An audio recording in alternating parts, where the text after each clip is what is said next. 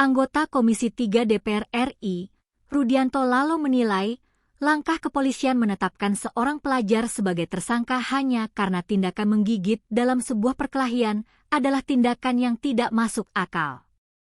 Jajaran Polres Langkat, Sumatera Utara diminta untuk lebih mengedepankan keadilan restoratif, restorative justice, dalam menangani kasus perselisihan warga, menyusul viralnya seorang siswi berinisial L, 15, yang ditetapkan sebagai tersangka usai membela ayahnya. Tersangka adalah seorang pelajar, siswi, dengan tuduhan dia hanya menggigit. Itu kan sangat tidak rasional menurut hemat saya. Irasional lah.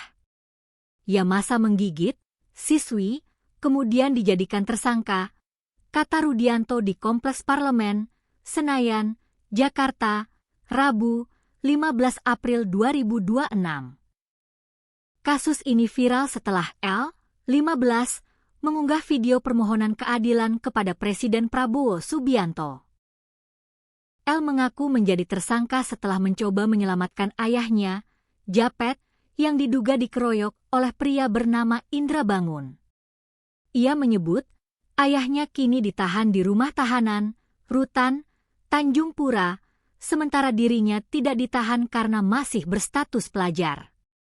Selain ke Prabowo, dalam rekaman video tersebut L juga memohon keadilan kepada Kapolri, Kapolda Sumatera Utara, hingga Komisi 3 DPR RI.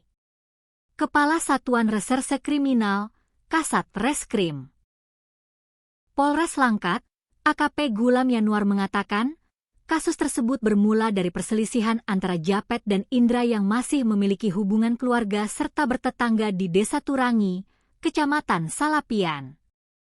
Japet menuduh Indra menampung buah sawit hasil curian dari ladang tempatnya bekerja. Perselisihan itu kemudian berujung perkelahian di rumah Japet pada 4 Oktober 2025, di mana L ikut terlibat dengan cara menggigit dan mencakar Indra. Polisi menegaskan telah menerima laporan dari kedua belah pihak dan tidak bisa menolak laporan tersebut. Upaya mediasi sudah dilakukan 2 kali, ditambah 1 kali diversi, namun tidak mencapai kesepakatan karena pihak Japet menolak meminta maaf.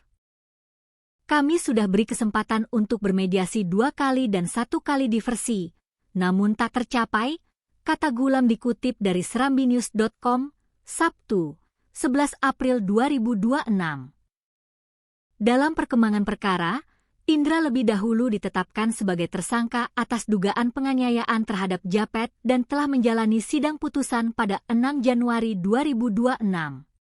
Sementara itu, Japet dan L juga ditetapkan sebagai tersangka dalam laporan berbeda.